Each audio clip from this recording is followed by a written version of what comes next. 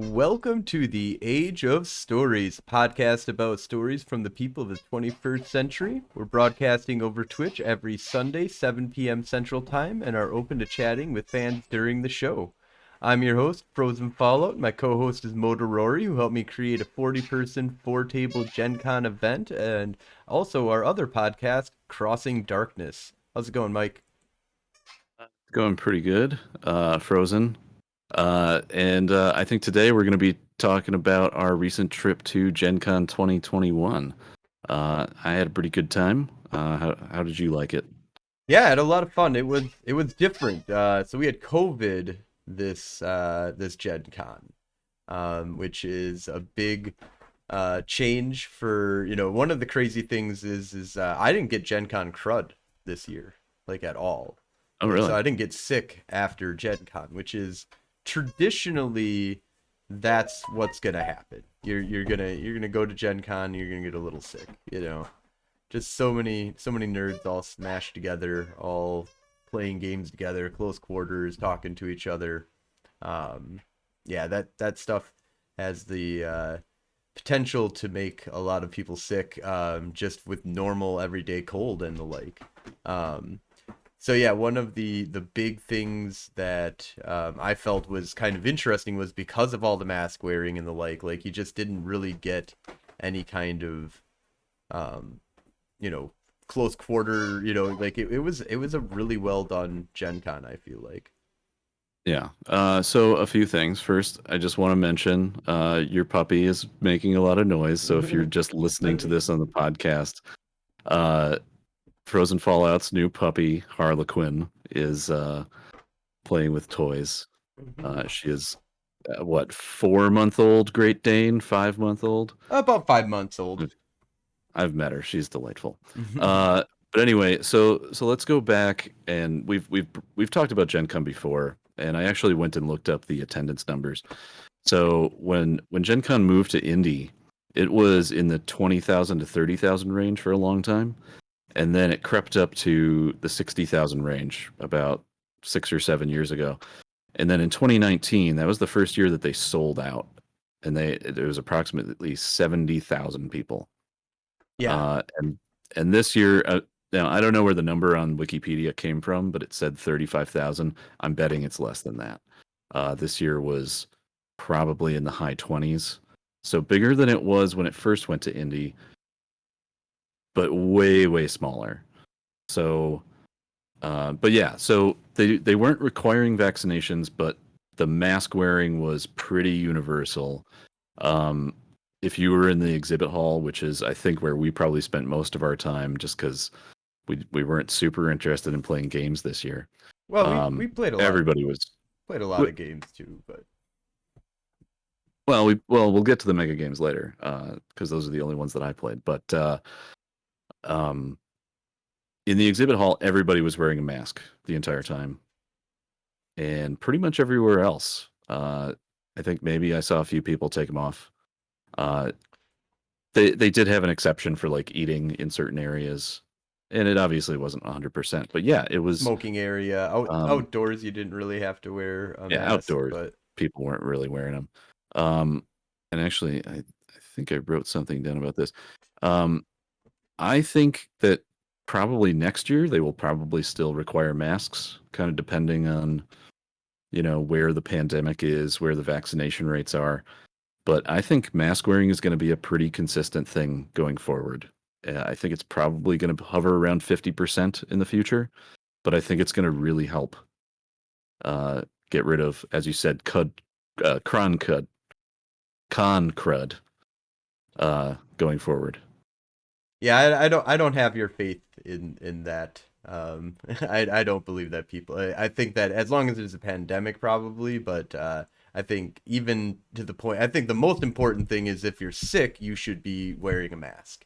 Yeah. And that's not even. I don't even think that's gonna happen. But I have less faith in humanity, I guess, than you do when it comes to what's going on here. But Well, I guess what I'm saying is I just think that going forward, when people go to things like that, there's going to be in the past, if you wore a mask at one of these things, people looked at you weird unless it was cosplay. going forward, it's going to be more socially acceptable, I think, and it's going to cut down on a bit of the, flu, colds, and such, which is good, I think. I think there's yeah some stigma that's been removed from it, which is good. I wouldn't say 50% of the population, but I would say there's probably going to be about 20%, that Yeah, are going to want to that's stick probably around more and do, accurate. and then you'll have the 10% that are like everybody should be masked 24/7. It doesn't matter. Like, Yeah. I'm trying to think, was there anything different because of anything other that different because of COVID? Masks everywhere, I think was pretty much the only thing. I mean, other than that, like everything was shut down earlier. Everything, nobody was on the Oh, streets afterwards. Like, I mean, COVID wise, just destroyed like the after party feel of Gen Con. The exhibit, or not only that, but the convention for the first time shut down between what was it, like midnight and 8 a.m. or something like that. it was midnight and 7. 7. And I can't remember if I want to say we were talking to somebody that said like this is so much better.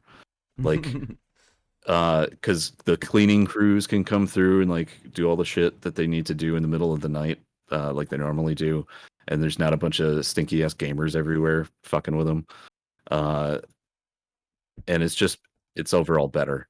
I think that's going to be a lasting change. What, that is going to be less people? No, that they're going to close the con from midnight to like overnight. They'll I close it also for a few don't hours. believe. I don't think you understand how much money is made normally between midnight and 7 a.m. Mm, Like well, you know stuff what? I guess happens all the time. Like there's when lots of events still going on at midnight for sure, especially when tournaments and we stuff. when we do this podcast again in 3 years, and we can One reevaluate that. one year we'll be able to see what's going on. In 2 years we'll be able to see what's going. I mean, like, it all depends on a lot of Yeah, no, different well, factors, but we'll do a every year we'll be able to yeah, every year evaluate we what's could. going on. Oh, last thing about the con cred. So you're not coming with me, but I am going to Origins actually this week. And I have decided that I'm going to go get tested for COVID beforehand Which is because smart. Yep. I was literally at Gen Con just about 2 weeks ago. So um, it's going to suck if I test positive because I have a non-refundable hotel that's As these literally go. costing me more than all the money I spent on Gen Con just for the hotel for Origins. Oh But wow. but but speaking of spending money, uh, let's talk about what we spent money on. Maybe games first, Yeah, let's go ahead and yeah. or the games we played. I meant. I Oh, let's talk about the games that so let's talk about what the games we played first. So the only things we really did was shop and eat and hang out a little bit with buddies, play some games. But we did mainly just mega games. And two main mega games that we did, which has gotten us really excited about mega games. I think that you did a one or two, or you I did have NSDFG or whatever. What is it called? uh, NSDMG, which is National Security Decision Making Game. They have a big presence at Origins, and I want to say Dragon Con, but I have no idea. I know they are going to be at Origins. I haven't signed up for their games yet, but I probably will be. Um, they've actually been around for a really long time, uh, but they're not technically what you would call a mega game because they Mhm. don't have as much.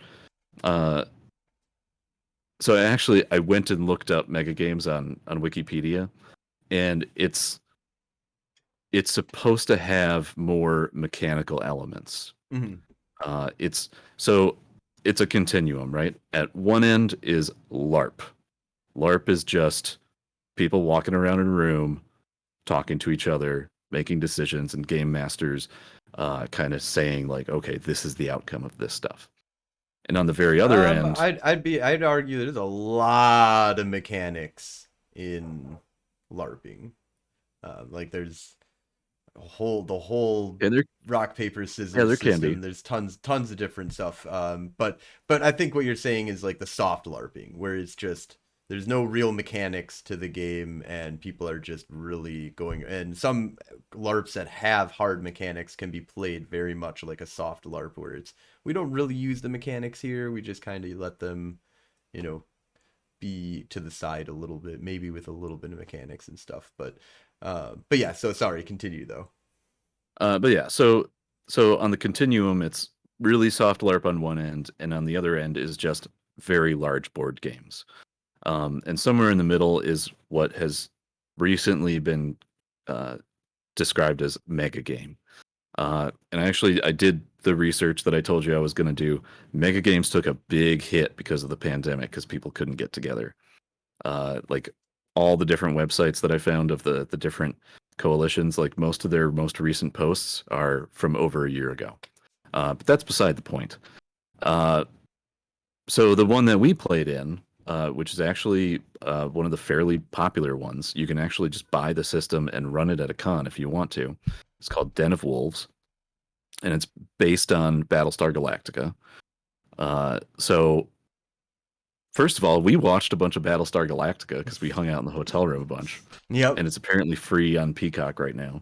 Oh, and I bought this jacket because it has the side flap like the Battlestar Galactica uniforms, Yeah. and I think this is the reason that he pointed at me and said, "Do you want to play the Admiral?" And I was like, "Hell yeah, I want to play the Admiral. Of course, I want to play the Admiral." But yeah, so it was. So what's your big recollection from Den of Wolves? So my big recollection from Den of Wolves was that I really liked the idea that there was a phase where we all sat down together as our spaceship. So basically, we all started off, and you had to you got assigned a ship or a character or whatever position, and so you were either on like the Battlestar Galactica, which only had like 5 people, an XO, the captain, the Yeah, logistics officer, the communications officer, and I was the communications officer, and the fleet commander. So the yeah. one that actually did So the fighting. yeah, so one of the big things about mega games is that they almost have to be scalable, right? So the way this Den of Wolves was set up was there was a bunch of different ships, kind of like in Battlestar Galactica, where there's a civilian fleet, and then there's the Battlestar that has like battle capabilities and jumping capabilities and such. Um, and so if you have fewer players, you can get rid of some of those civilian ships, or you don't have to have as many people on each ship. So in our case, I think we had all the civilian ships. Most of those ships had 2 or 3 players, when you can go up to I think 5 for each one. And then the the Aegis, which is the Battlestar, um, we only had 4 players, and I think it scaled to 6, Yeah, at least five, 5 or 6. I think it was five because I think we were only missing the logistics officer. It's only Um, that one. Okay. but yeah, so one of the things I didn't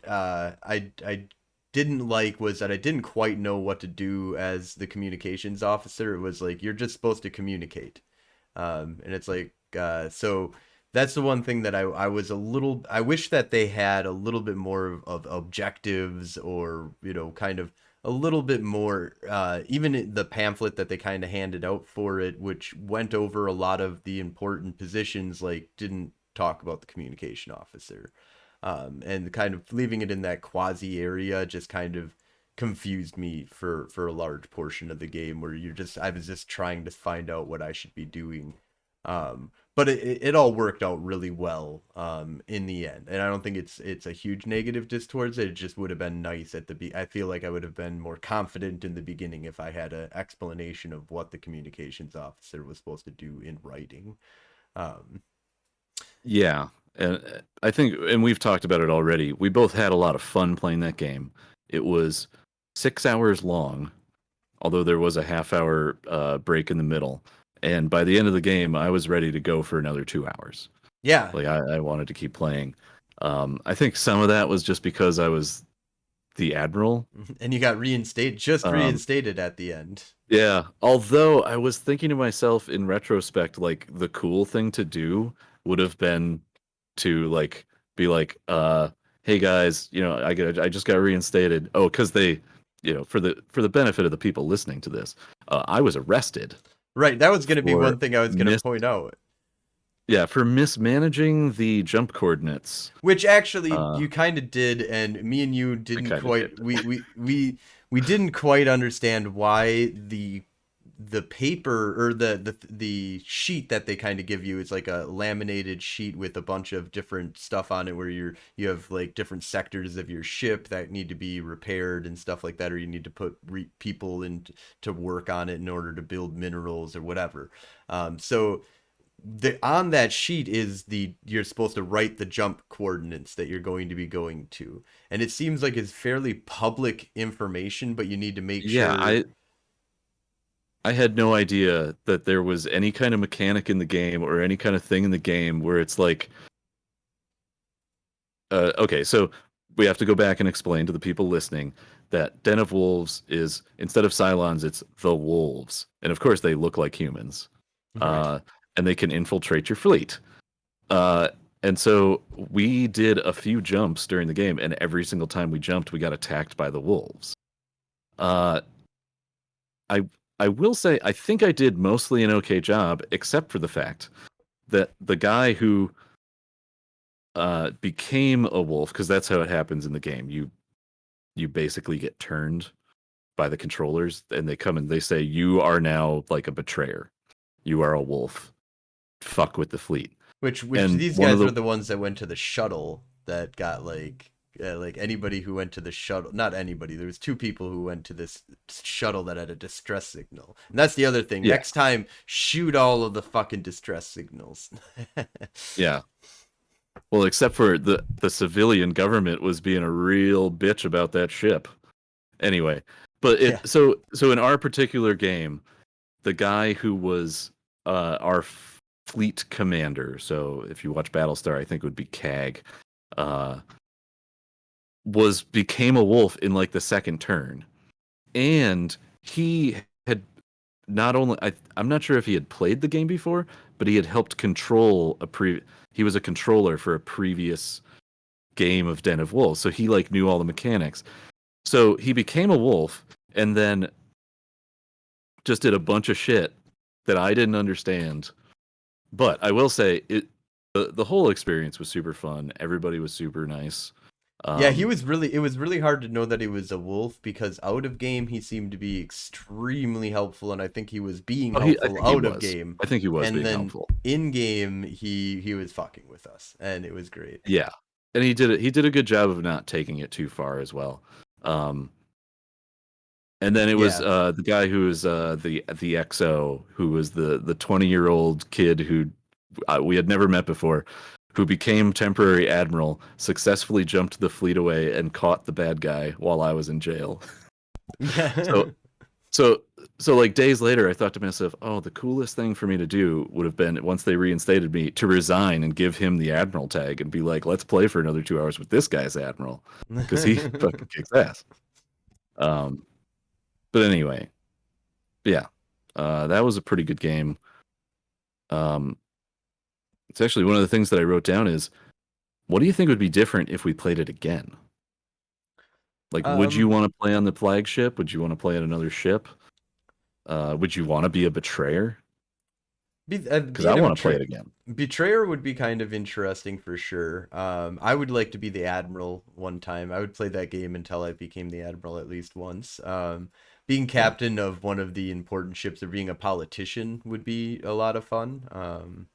I Mm. like the idea of like being the president, or being one of the captain, or one of the politicians from one of the ships, because each ship had their own politician, and they had a president, and then and also, if I was admiral, I feel like the first objective would be to blow up the ship that has all the counselors on it, and all the politicians, because like literally there's nothing left of humanity at this point, so let's just get rid of the politics and fucking like. Yeah, people were constantly talking about a military coup, and I was like, I was trying to tell everybody like I don't want to do a military coup, and it was completely selfish on my part because I'm like I don't want to control all this.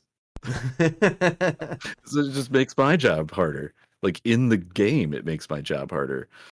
I would mechanically, I probably would have had to send like troops to all the ships and stuff like that. I don't know. Yeah, well, I mean, it's not really designed for that because I mean, and truthfully, I wouldn't do that because you don't want you they would knock out a bunch of players from being able to play the game. Like, Yeah, and I don't believe in trying to do that kind of stuff in these kind of games. It's about making sure everybody has fun while they're playing and not having to just sit around and do nothing while the game is going on around them. I actually am not. yeah, I do not like that you were able to be completely deposed and put like I think the intent would have been had we not got you out of jail and got you over to the jail ship. Yes, it's really weird. A lot of weird shit happened. um I feel like the controllers would have allowed for you to just sit there in jail forever, and that you could have then if yeah, that would happen first possibly. churn or second churn or whatever, just because the council wants it to be that way, that they would have allowed for you to just sit there and do nothing for the entire game. and Yeah, and but that's strangely something I don't enough, like. though, the way that it happened was they came up to me and they were like, "Okay, there is no mechanic for this in the game, but the president is telling your XO to arrest you," and like it it kind of came down to like, okay, how do we all want to play this? And that's the Yes. LARP element of a mega game. And then while I was sitting there, like other people in the fleet were finding out that I was in jail and they were coming to the ship to talk to me. And then at some point somebody was like, "I'm bored. I'm going to go talk to the deposed admiral." And then we were like joking around about a jailbreak. And so I got jailbroken cuz nobody was paying attention. It was during a And lot then of I went chaos. It was beautiful. to the prison ship where the warden of the prison ship proceeded to treat me like a prisoner and not like he was pulling a coup or something. But it was actually all in good fun. Nobody like got butt hurt or anything. Like So you were like an honored guest prisoner, like yeah, you had like all the pamperings of like the crew kind of level and not like a jail cell type stuff, but you weren't getting off of the ship. yeah, Like, yeah. And the only reason I would have gotten angry about the situation was if it was one or a group of players telling me that I'm playing the game wrong, and that's not what happened. right. It No, was it it was a was well done people system. acting in character, having fun. And I have to say that maybe I'm wrong that there wouldn't have been a situation where you could have just, because naturally there is going to be some kind of RP from the players that are going to probably try and do something, because a lot of this is open gaming. There are mechanics Yeah, for a lot of the game, like how to produce ore, how much it costs to jump the ship, how much your fighters are yeah, getting destroyed during combat and stuff like that. There are a bunch of mechanics, and there's a bunch of no mechanics whatsoever, which is yeah, not there. We played one other and we'll get to it, but I just want to point out that it's yeah, very different than the other game that we played, which is pretty much 99.9% mechanical. With yeah, there is some role play in there but you couldn't make up any laws. You couldn't do anything that didn't have a mechanical thing behind it, and I did like that yeah. in Den of Wolves. All right. So to wrap it up about Den of Wolves, I will say that I definitely want to play it again, and I really think that like the best experience is going to be when I play in a full game and we've got like 8 hours to play it and everybody knows the rules. Uh, I think that's going to be the best one, Yes, that and would be I epic. hope I hope to have that experience in the next few years. And I hope they the run one last that thing. says real quick. I hope that they run one that says experience Oh, required. experienced only. That Yep. would be an interesting You'll one. still get Yeah, newbies, but couldn't do it this Gen Con, no, definitely. no. Just not enough people. Also, they should probably lower the price just a smidge. It was pretty You know, expensive. between $40 and $50 for one ticket. Although six hours, I don't know. I think I got my money's worth on that one. Um, oh, so last thing. Den of Wolves is definitely right in the middle of the continuum. It has the label mega game. It has the right amount of mechanics and the right amount of LARP and the number of players. It like all those three. It is a mega game. Yes, absolutely. But the other mega game we played, It's I not. don't think it's a mega game. You don't think it's because it's too rule heavy, Although rule heavy. they did call it a mega board game. They did say a mega So board game. Yes. yeah. So do you want to introduce Blood Feud? Yeah. So Blood Feud is Vampire the Masquerade mega board game, which is a little bit different than a mega game. Seems to be much more like a what we had 31 people. I think 31 Yes. people for a board game. You got kind of broken up into three different sectors of the game basically. And this is one thing that I didn't like, and I think Mike agrees, is that when Vampire the Masquerade got I'm sorry, it was Vampire the Masquerade Blood Feud? Blood Feud. I apologize. Yeah, that's the name of the game. So Blood Feud is really weird in the sense that like we didn't really have time. You're on a team of four people, Yeah, so let's and try to explain what the game is first. So yeah, start with the yeah, sorry. team. We're on a team of 4 people. So yeah, we have a team of four people, and you're either a human or a vampire group. There's multiple vampire groups, and there's multiple human groups. The vampire groups are pretty straightforward: Toreador, Ventru, Malkavian, Nosferatu. So the different vampires you can be in Vampire the Masquerade. And then you have the humans, which is like like a religious one. There's the city hall, which is what we were. There's like a vampire hunting group that like hates vampires. And then there was what was the I third? think it was only I think it There was was just the three. 3, right? No, there was three humans, or Yeah. no, there was You four. said them Four. already. No, it was four on each. We had four humans and four vampires for sure. Oh, I don't even know who the fourth human faction was then. Because Um. it was City Hall, which is like some sort of government conglomeration. Yep. Uh the militant hunters and the religious hunters. Right. And then there was the other group that I was. Oh, the bio research people. Yeah. Oh There. man. Yeah. There was like a That's progenitor that's an like group. indication. Okay, that's an indication of how much crossover there was in the game that I didn't know that. Because this game is the max number of players is 32. So we had full teams. Like this Yeah. was There was only one group the, of three. yeah. Um okay, so we're all split up into teams of 4 because it's 32. That's 8 teams of 4. Yep. Uh and so when we started, so it was you and me, and when we were waiting outside the room because apparently they were setting up or something. I can't Yeah. remember. It took a little while for him to set up. And we actually ran into 2 people that we played Den of Wolves with the previous day, Yep.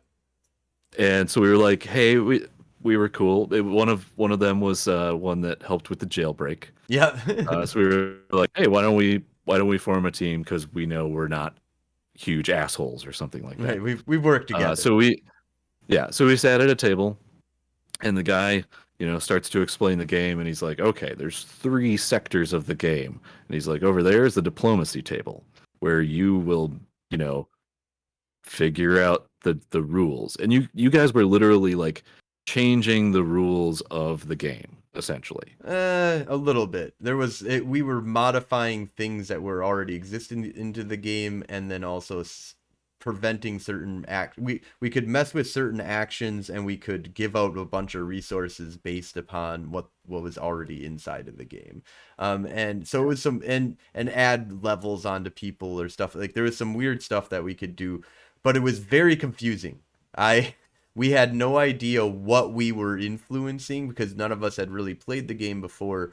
So one of the biggest problems we had at the Yeah. Diplo table is that when we were voting on stuff, we didn't literally had no idea how it was affecting the other two sectors. Because you had, so before we get deep into the voting stuff, so let's go through each one. So you have the voting Okay, sector yeah. that kind of votes on stuff. And then you did the market aspect, right?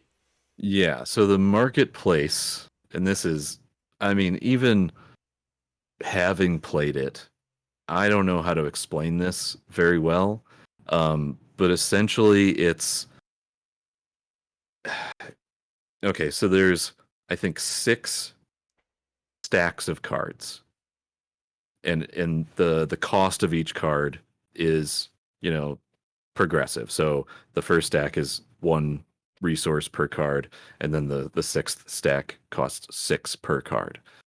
And the main mechanic that they were trying to push was something called burying cards, which is uh, if you're doing badly in the game, you can go and basically choose any card from the top like 4 or 5 cards. So it gives you a lot more options. And the more powerful you are in the game, that number goes down. But then you can spend a resource to like bury another one. So like if you can only bury one, you can spend another resource. So like if you need that third card down. So first of all, here's the problem. There was nobody, absolutely nobody policing this. And the controller told us this. He's like, this is all on the honor system. And I'm pretty sure everybody was honorable. Nobody's trying to cheat this game. The problem was nobody knew all the rules. Right. We were on like turn 4 and we were discussing like uh I'm not sure like if I can even buy this card because it says this on this thing over here. And I told the guy like I'm kind of pretty sure that these people are misinterpreting this rule. Like it doesn't actually restrict that. And he looked at it and he's like, "Oh yeah, you're right." But the thing is nobody had violated or prevented themselves from doing something. Anyway, so that's one confusion.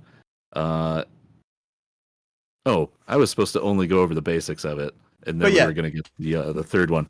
Okay, so essentially people were supposed to give me resources and I was supposed to buy these cards and then hand them out to other players. so you were enhancing Uh, the rest of the group, basically. yes. And then there were a bunch of mechanics on top of that. To be honest, I had no Uh, clue what you were doing the entire time, other than handling out level ups that like I kind of knew about, and I was like, and that uh, was about the only thing that I knew. yeah. The only other one was there were something called order cards, and I didn't even understand what those were by the end of the game. But it was essentially like attack +2, and that's what they were doing on the third area, Right, which and we so can the now get. third area is 2 people, and I'm not sure why it is two I people. don't know why it's 2 people. I we never got to see that Because one part of of the the game. girls, one of the girls was literally just standing in the background the whole time. She was doing nothing, basically. Yeah, I don't know. So I would love to see what that is, but that seemed to be more of the board Yeah, gamey part of it. So you had yeah. like So politics, you had like resource distribution, basically logistics yeah, kind of, and then like the but yeah. straight So up combat. No, I have no idea what the combat entails in any way, shape, or okay. form. So let me. Well, so let's go from the board game backwards and explain more in more detail. So because I saw the board game, I'll probably just do most of this. So it was a hex map. I think there were a total of 12 hexes. It was supposed to represent the city in which we live. Uh, our characters were actual like characters on the board, which is why our levels mattered Right. because we all start at level 1. Because when your dude is slain, it goes down by a level, and the controller is supposed to come and take the card out of your badge. But if you're level 1 and you're slain, you just stay at level 1. And this is important because level cards give you powers. Yep. Anyway, so uh, you start all your guys, and then there's certain things that you can do. The order cards, like you basically have a little deck, and people frantically like move things around and put cards down in different slots corresponding to each hex. And then once all that's done, it takes like it's like 5 to 10 minutes for just one of the controllers to literally go through all of these order decks and resolve the board.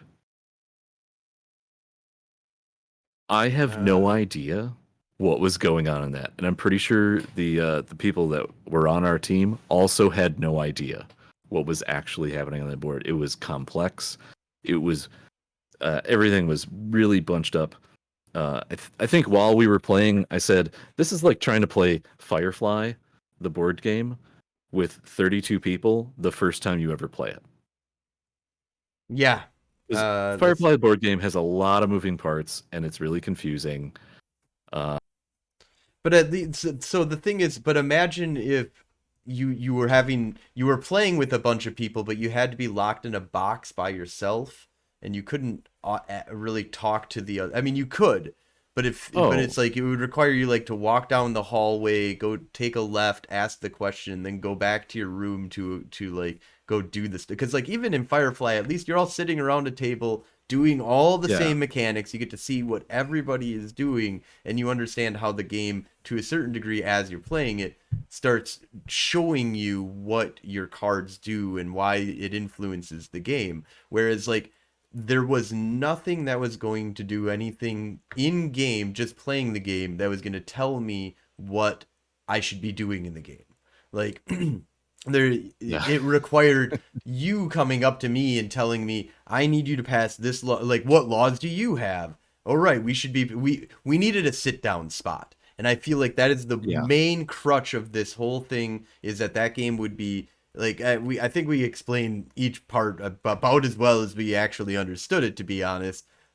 Because we independent being so independent from each other and not having a phase where we sat down together and coordinated what we wanted to do, instead of like, the intent, I believe, is to have a little bit of that chaos and to say that you're supposed to do that, but you have to do it on your own, and you have to do it in a yeah, chaos of playing the game and needing to be quick on your feet to a certain degree.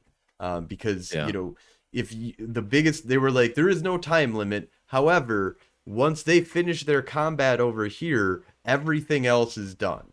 Like, so, and without knowing how fast that combat is going, them guys always being engaged in the combat, I felt like if we'd go over there and talk to them, then we're interrupting the combat to a certain degree.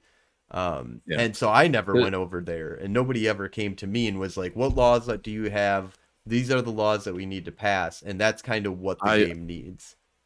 I wouldn't even know to ask the question, "What laws do you have?" And we played that game for 3 hours. Um, so in retrospect, I think the first thing I'm going to say is, given the structure that we had, the way that we could have played it differently, um, I think you have one person in each place, and then one person is just like the team leader going around trying to learn the whole game and trying to coordinate.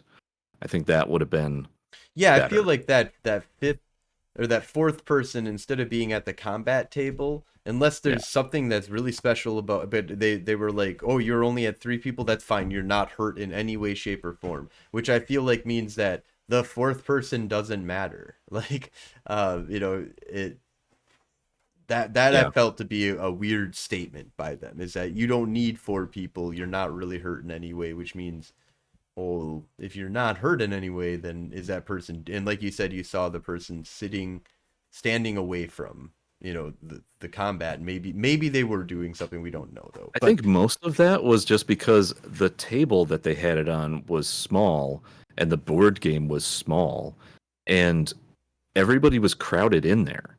Like you had to yeah, elbow people out of the way and just be an asshole to get to the game board. yeah. Um, I mean, And I glanced at that a few times. I saw that. I was like, "Oh, are there four yellow people on the board? Is that us?" And they were like, "Yeah, that's us." I'm like, oh, "Oh, I'm on the board. Cool, I yeah, guess." yeah.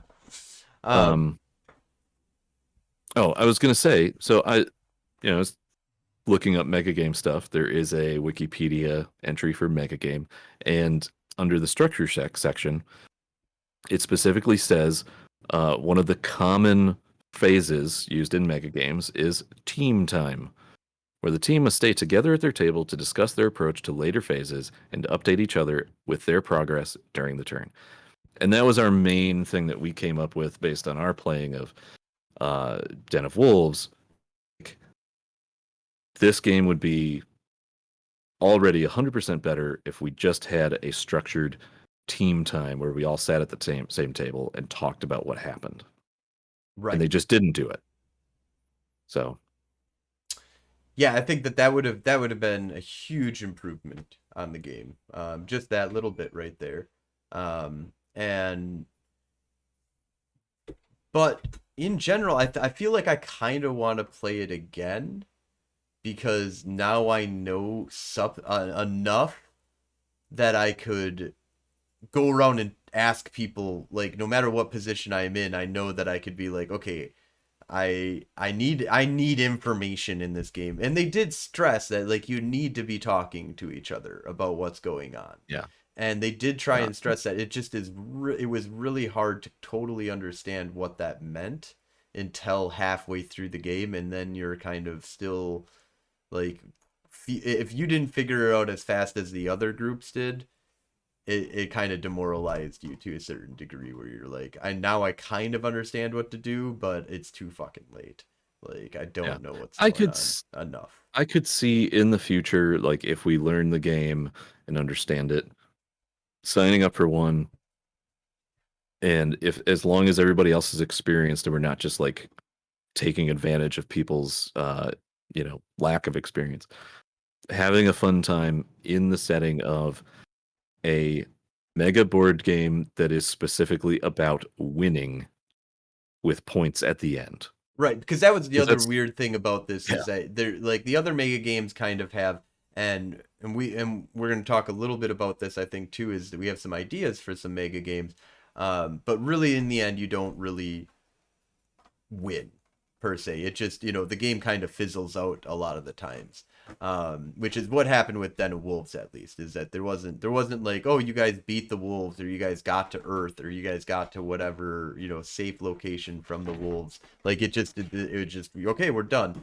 I like the idea of maybe having a mega game that has like an overall like NPC that you need to beat, or that, just make that last jump to Earth or something like that, and kind of gives you like a little bit of a conclusion type thing.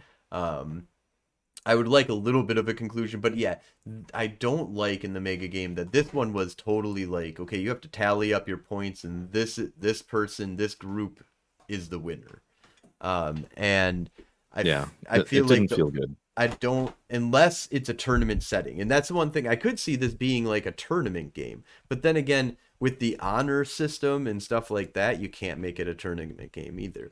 Like, so there's a few flaws that I feel like that there is in this game, that it wants to be a tournament-esque winner game, like a board game. Board games have winners. And it's not enough into the realm of, we don't really care who wins. It's all about the journey to get there, and just to get to the end of this game and have fun.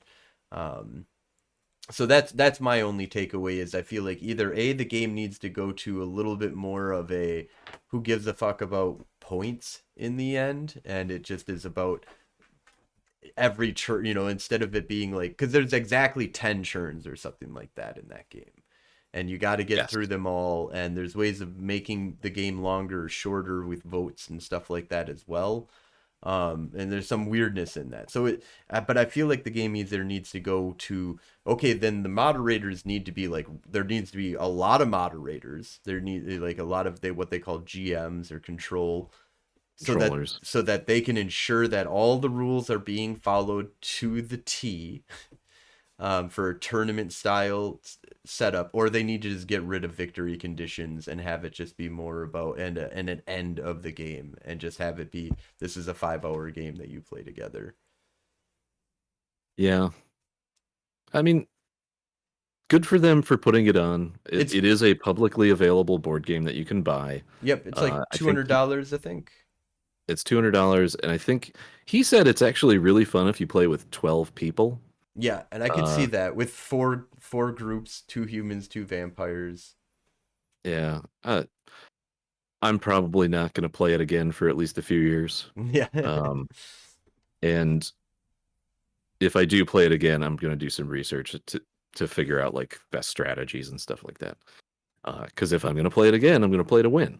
Yeah, because that's kind So of the thing, is it has that Yeah. win And in the condition. meantime, I'm going to play Den of Wolves style mega games and design mega games to run at conventions because it sounds pretty freaking fun. Yeah, no, and that's I don't think we're gonna go too deep into it because we're gonna be working on this a lot, but we do have some ideas in the works right now of doing a Den of Wolves style Babylon 5 game, where it's a bunch of different empires that need to work together to overthrow like this big bad empire that's been running, like a rebellion kind of scenario where or even two empires fighting with each other. But we have like some ideas to make it very much like the Den of Wolves type game. But we'll talk more about that as we flesh out that idea. Let's go ahead and move over to talking about the different things that we got at Gen Con. What new stuff Yes. did you pick up? We love buying things. So I'm going to start off here and just talk about a couple of things that I got. So I'll This is throw it. adult show and tell. uh, so the gamers is a really cool group. We got to hang out with them a little bit. A couple of them we got to hang out with them at the bar of the hotel that we were at. We talked to them for Should a we little just while talk about there. should we just talk about Gamers Live real quick? Yeah, let's go ahead Or and do leave that. that for the end. Oh, we did that. That was our other big event. Let's talk about that since we're on this. But real quick, there's the gamer, and I'm never gonna unpackage these. The gamer Hands of Fate and the gamer's Darkness Rising. I've got the Blu-ray DVDs these will be forever. These will be worth like $1 million in like 100 years. They will be worth. You will be buried with those. So those are a group of people who make movies at Gen Con and a lot of other cool movies. But one of the really well known ones was the well, not really well known, but one of the quite well known ones is Hands of Fate, the gamers. That's Gen Con, um, Gen Con style. Like it's about card. Yeah, it was. Go ahead. It was filmed at Gen Con, I want to say in 2012 or 2013. And yeah, it's just a genuinely good movie. Yeah, it's about a Yeah, guy who's basically trying to get a girl. His D&D group doesn't play D&D anymore, or they always have they like try to. they try to. It keeps failing, and so he gets into this card game that's very much like Magic the Gathering and Elf. Actually, it's very much similar to L5R, I would say. It seemed to be. Yeah, I believe they that's what got it's based heavy on in the influence. story.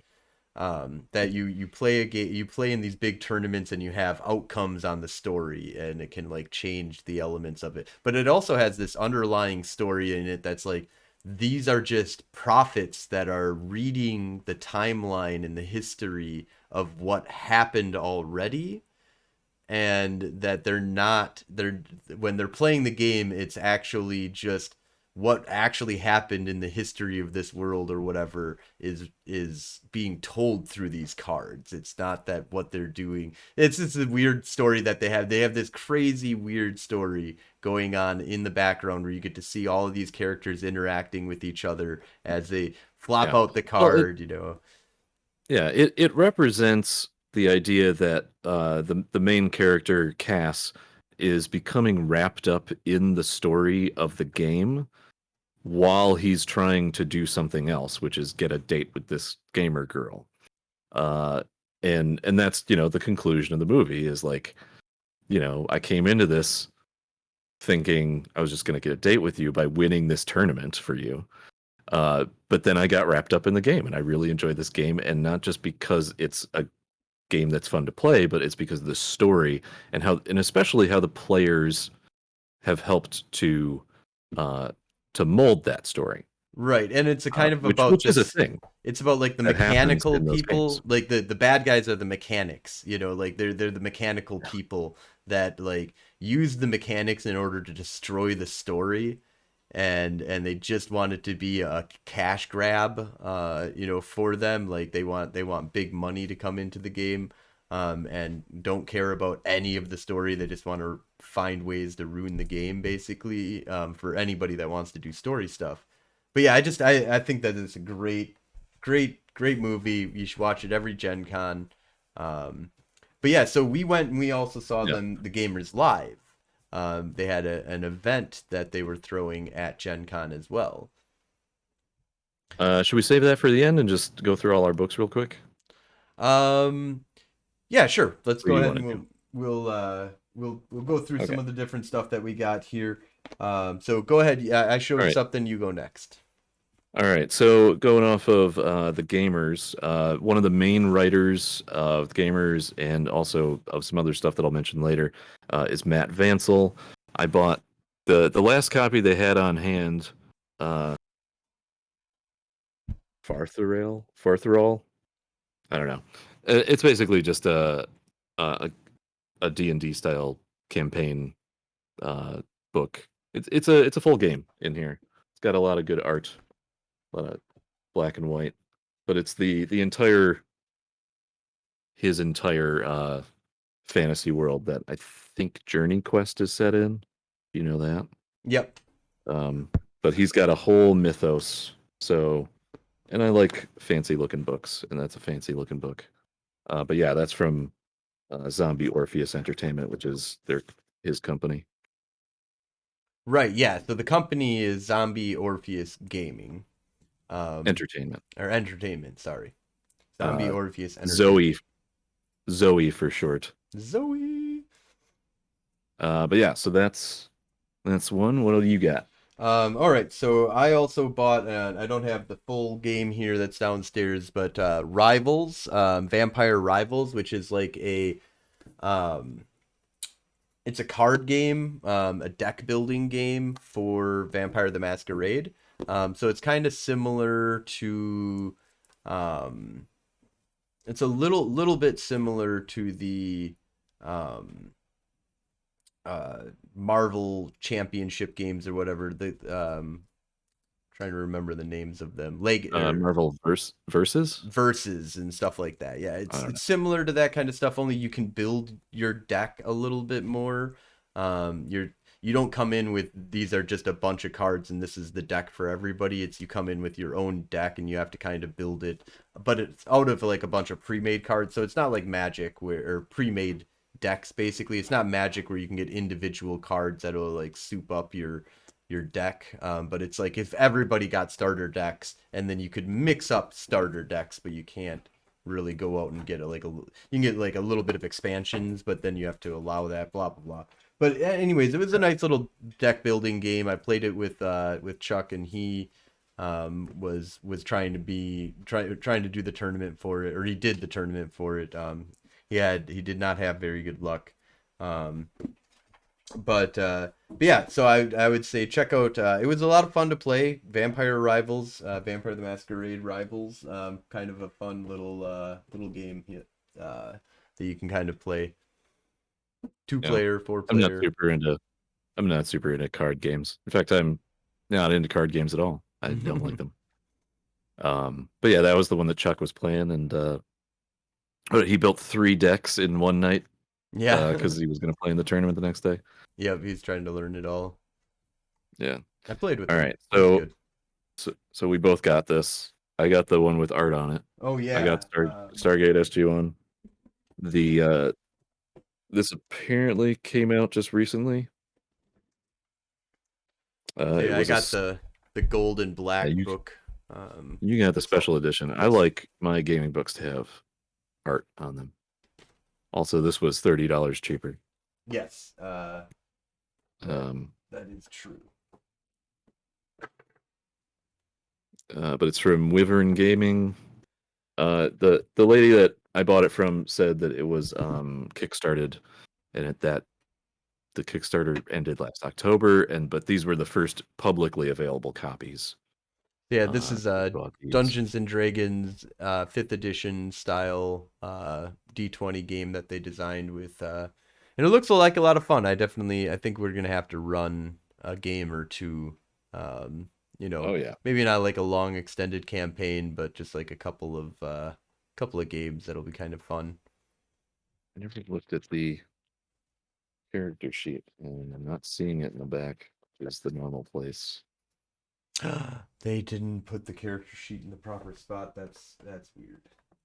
That Along is with embarrassing. this, it's not from the same creator or anything, but it's another book that I haven't even unpackaged yet. Mythic D6, a multi-genre role-playing game. I don't know much about That this, was but that was the this one you got for free with the Jenga style game. yes, which I'll be talking, which is Rest in Pieces. I'll talk about that in just a little bit. But yeah, this is another role-playing book that I got though, and to be honest, I haven't opened it up yet.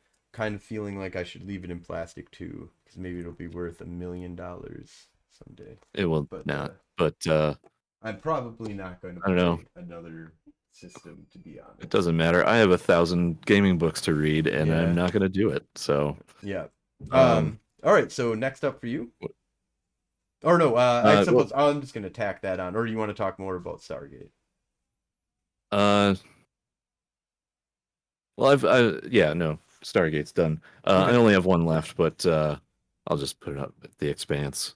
This one Oh also yeah. just came out. Um, And the Expanse is based on a campaign, right? yeah, so I'm not entirely sure. I should just look it up and find out. But in the beginning of this, there's like a forward where it's like this is based on a campaign that became a book and is now uh, a role playing game. Well, it became a Um, TV show and then a role playing game. oh yeah, TV show first. Um, but yeah, and then if you think about it, reading through the books or watching the TV show, man, definitely it is definitely a role playing game. Yeah, it seems Although that way.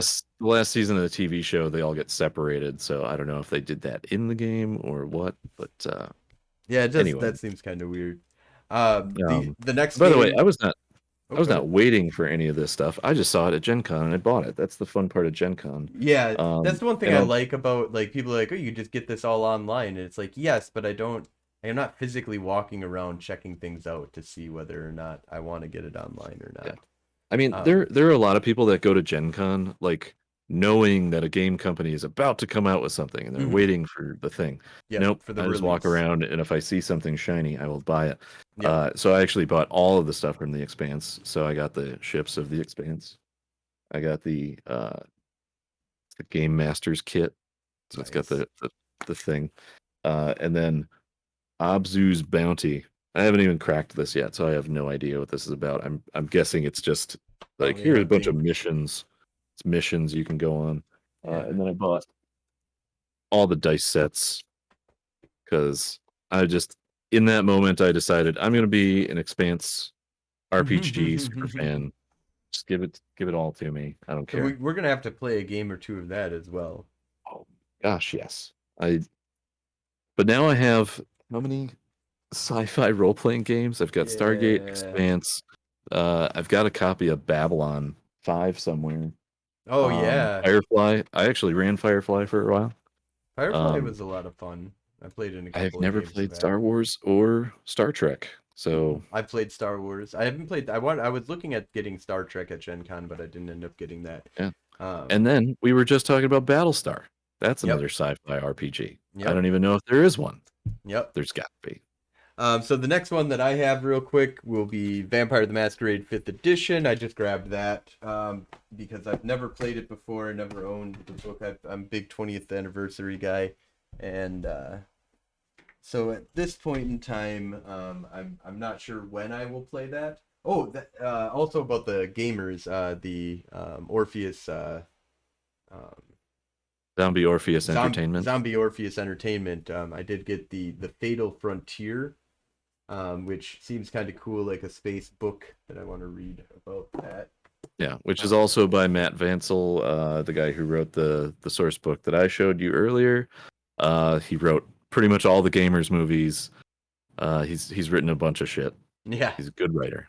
And then just to let you know, this is the Gen Con pamphlet that we got this year. It is like very, very tiny, which we're saving a lot of trees because they've moved a lot of their information online. So that's good and bad because I can't find my my events that I want to go to in this book anymore.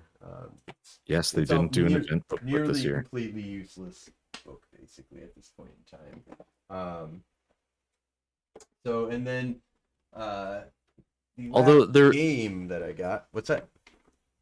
their online portal for looking for events was decent. It was decent this year. It was pretty good. I mean, you don't need paper much anymore, to be honest. A little Everything's hard to digital. use on a phone, but luckily I have my tiny laptop with me. And then I got all the expansions and like everything I can for this Rest in Pieces game, which is like a Jenga style card game. It's got like cards and a Jenga thing, and then when you do stuff, it influences like who or what you have to do with the Jenga tower. So I haven't played it yet. I got it for my wife. I hopefully me and her play this together, and we'll have a lot of fun. I like the idea of adding Jenga into stuff. It's something that Rick Hines kind of introduced to me through the idea of like the what type of game was that? It's called Dread.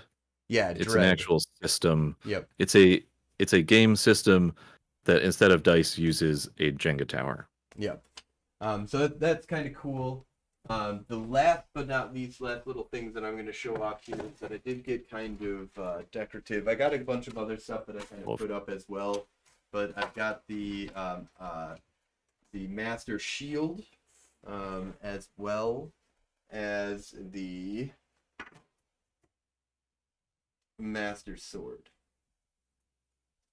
So I am Very nice. very excited about having these things.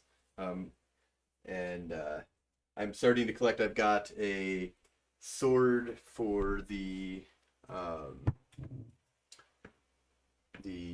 from Final Fantasy. That's the I've got the Cloud sword from Final Fantasy. So I'm gonna start collecting a bunch of swords. I like swords. So I like swords. Yeah, You like swords? I like swords. when I went to Gen Con in high school, I think I was 17 or 18 years old, and I bought the Highlander TV show katana replica. Oh, whatever And it happened to was that? sharp. It well, the handle broke. Because you used it so much. It probably broke when I was like in my late 20s. There was a lot of drinking. I think I cut my finger on it. Um, at some point, it went in a dumpster. It was a piece of trash. So I don't buy swords anymore. But I'm glad I did buy that one when I did. I think it's a rite of passage for everybody that goes to Gen Con. You buy a sword. Well, no, that's not true. Not a lot of people buy swords. It's a weird thing to do. I love swords. So let's Yeah, they do look the cool. last part, which was the Gamers Live. Yeah. So we had run into the Yeah, so we had watched The Gamers, The Hands of Fate Wednesday night. Yeah, Wednesday night. And then the next day or was it? Yes, it was Thursday. It was the first day of the convention, and we were outside. And we ran into one of the actors, and I pointed him out.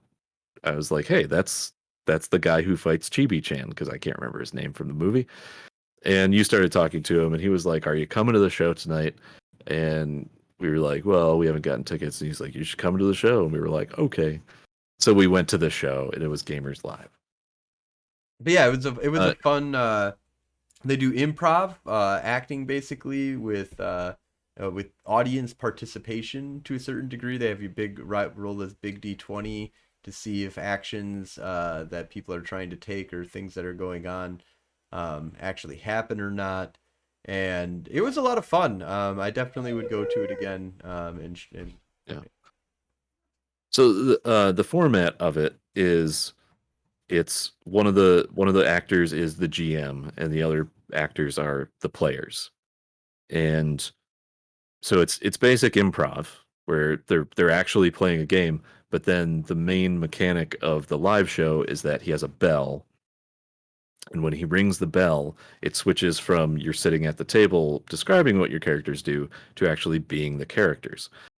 So all the player actors jump up and like either take poses or do some sort of thing. And then there was another actor who was like any kind of NPC they needed. Uh, and then audience members could I think the example I told somebody was the GM could be like 5 goblins show up and 5 audience members would like be those 5 goblins. In the past, I think it was a little more interesting because the people could go up on stage, but because of COVID, they separated it. So in this particular case, the audience member participation was in front of the stage and kind of separate. Um, although the copious number of tumbleweeds was very fun, and the buffalo stampedes. When you get 200 people all slapping their thighs, and you get a bunch of audience members running past the stage, it does feel like an actual Yeah, stampede. It was pretty fun. it added a lot. It did. Yeah, The audience participation was really awesome. yeah, and they had like professional videographers there, uh, sound team. So that stuff I think will all be up on YouTube. I very much suggest people check out Zombie Orpheus Entertainment or look it up. There's a web series they do called Journey Quest that actually stars the guy that we ran into. I think his name is Christian York. I could look it up, but I'm not going to. But Journey Quest, and I actually asked the guy at the Zombie Orpheus Entertainment booth, "Hey, are you guys ever going to finish Journey Quest?" And he's like, "You know what? We were supposed to film season 4 in March of 2020." Yeah. So like they got that was pretty bad. So I think they're definitely working on it. Oh, and if you want to watch the Gamers movies, um, and I hope you can put this in the podcast notes. It's watch.thefantasy.network. If you type that into your browser, there's actually a bunch of movies on there. They're all like sci-fi, fantasy, low budget, indie movies. They got those Kevin Sorbo Mythica movies on there, which I'm not going to watch those. Me neither. But all the Gamers movies are on there, and some other stuff. And they've got a lot of partners that they partner with. So it's kind of like a little streaming service that they're putting together. It's pretty good. Yeah, and also make sure to check out Gencon, www.gencon.com or gencon.com. You can check out Gencon stuff all year round to figure out what's going to be going on for next year. And I'm not sure when they exactly update for the next year, but it'll probably be pretty soon here that they'll have that updated. So if you're interested in coming to Gen Con 2022, then definitely go to the Gen Con website. Also, if you want to check out our website, theageofstories.com, you can get up-to-date information on all the different stuff that we're doing right now. Which includes making a mega game. We have EVE Online Corporation murdering and stuff that we do, and we are doing also a Mage the Ascension game. Why don't you tell us a little bit about that? Well, we're doing Technogate. We haven't played for a little while, but I think are we going to do that mini game Yep, so right pretty now we're soon here? doing a module basically for Madison Under Siege, our book that we're creating for Mages of Madison, and hopefully expanding it out to a bunch of other stuff. But basically, we're creating a city book for Madison, Wisconsin, inside of the World of Darkness. And hopefully we'll have that published by the end of the year here. And we're going to run a little module that we're going to have at the beginning or at the end of the book for people to play out. And so they are making the pre-made characters that were created by somebody or by my players that aren't pre-made in the first time that it was played, but will eventually become the pre-made characters for that module, where you don't have to use them, but these are, here you go, just drop in, play the game right away. Here's some characters instead of making them. But yeah, you can always check that out. We're doing that Monday nights at 7 p.m. Central Time on twitch.tv/Golden Age Stories. That's GULDAN, Golden Age Stories. So thank you so much for listening, and I hope you guys all catch us next week. All right. Good night, everybody.